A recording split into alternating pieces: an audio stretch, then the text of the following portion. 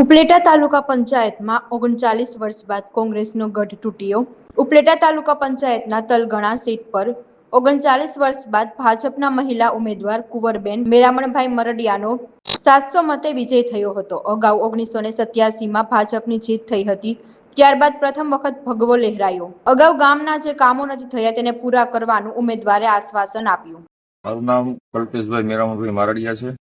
તલંગણા 16 ઉપલેટા તાલુકાની સીટના ઉમેદવાર મારા મમ્મી હતા ભાજપમાંથી, અને એને જંગી બહુમતીથી આ સીટમાંથી જીત મળી છે.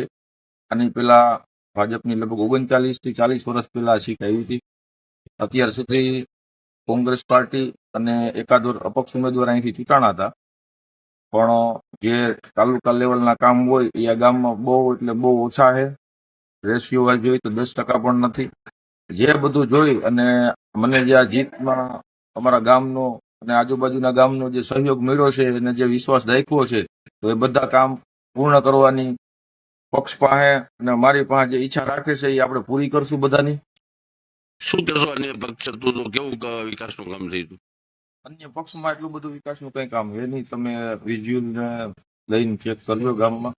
એ જ રીતે આની પેલા વિપક્ષ પણ અન્ય પક્ષ અને અપક્ષ બંનેમાંથી કોઈ પણ કામ કરેલું. જે કેટલા વર્ષ થયા કે અત્યારે જે ભાજપનો ભગવો લહેરાયો? અંદાજિત 39 થી 40 વર્ષ. શું કહેશો લોકોએ તમારા પર વિશ્વાસ મૂક્યો છે?